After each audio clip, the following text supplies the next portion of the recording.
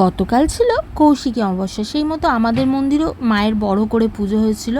আমরাও বাড়ির থেকে বেরিয়েছিলাম, যাব না করে 10টার পর বাড়ি দিয়ে বেরিয়েছিলাম। মেয়ের হাফিয়ালি এক্সাম শুরু হয়ে গেছে বলে পৌঁছে দেখলাম মায়ের তখন ফুলের সাজ চলছে, সবাই মিলে মাকে সাজাচ্ছে। আর এইটা নাট মন্দিরে হোমযজ্ঞ হচ্ছে। যারা সারা রাত উপোস করে থাকতে পারে না তারা নাট মন্দিরে অঞ্জলি দিয়ে নেয়। আর এই যে মায়ের সাজ কমপ্লিট হয়ে গেছে। মায়ের মন্দিরের ভিতরে এবার গোছগাছ চলছে। পুজোয় বসবেন ঠাকুরমশাই 12টার পর। মিঠাই সোনা তো এদিক ওদিক ঘুরে দেখছে, হোমযজ্ঞ দেখছে। আমার মা আর 2 মেয়ে খুব ক্লান্ত। আমার মাসি এই যে ভোগ রান্না করছে। মা মাসি সারাদিন কাজ করে প্রচুর ক্লান্ত, অত ভোগ রান্না করা। বাবারও তো বয়স হয়েছে, আর পারে না মা বাবা এত চাপ নিতে।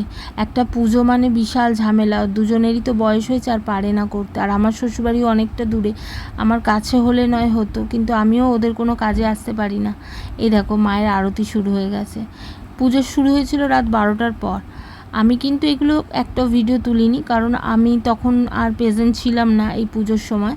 আমি বাড়ি চলে এসেছিলাম, কারণ আজকে আমার মেয়ের 2খানা এক্সাম আছে, তাই রাত জাগা আমার হয়নি। এগুলো সব আমার মামাতো ভাই ভিডিও ক্লিপগুলো তুলে আমাকে পাঠিয়েছে। ভাই সারা রাত জেগেছিল, ও বাবা মায়ের সাথে ছিল, ও ফটোগুলো ভিডিওগুলো তুলে আমায় পাঠিয়েছে। দেখো একটা নারকেল বাবা যজ্ঞে আহুতি দিচ্ছে।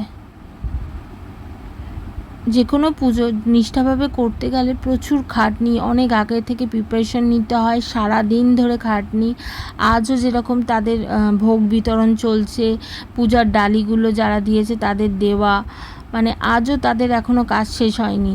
কোনো পুজো আয়োজন করা মানে এত ঝামেলা, এত খাটনি, শরীর আর পারে না। বাবা মায়ের দুজনেরই তো বয়স হয়েছে, বাবা তো আর পারেই না। খুব কষ্ট হয় উপোস করে থেকে এত কিছু করা, সামলানো।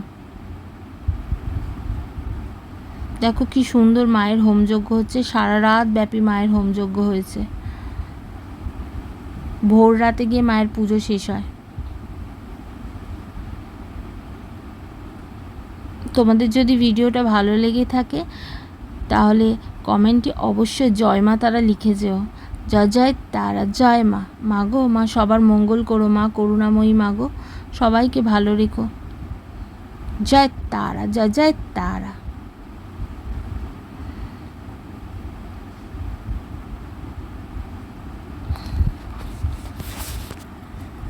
ভিডিওটা তোমাদের কেমন লাগলো অবশ্যই জানিও কমেন্ট করে। আর মা তারা দর্শন করেও কেমন লাগলো, আমার বাপের বাড়ির আমার বাবার তারা মাকে তোমাদের কেমন লাগলো অবশ্যই জানিও। এটা আমাদের নিজেদের মা, আমাদের মায়ের রূপ দেখে তোমাদের কেমন লাগলো। আমাদের মা খুব সুন্দরী, দেখো আমার মা কি সুন্দর বসে আছে।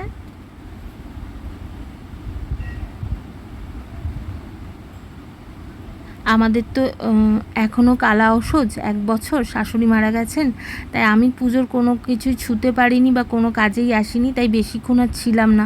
কোথায় ছোঁয়াছুঁই করে দেবো, খুদ হয়ে যাবে। মন্দিরে উঠিও নি আমি আর আমার হাজব্যান্ড, 2 মেয়ের তো ওইসব হয় না, তাই মেয়েরা একটু বসেছিল মন্দিরের সিঁড়িতে, কিন্তু আমি আর আমার হাজব্যান্ড কোনো কিছু ছুঁইও নি আর কোনো কাজেও হাত দিইনি। চলো ভিডিওটা কেমন লাগলো জানিও। এই যে আমরা বাড়ি ফিরে যাচ্ছি, তখন 12:30 বাজে, আমরা বাড়ি ফিরে এসেছি। মেয়ের এক্সাম ছিল বলে। Tata, bye bye.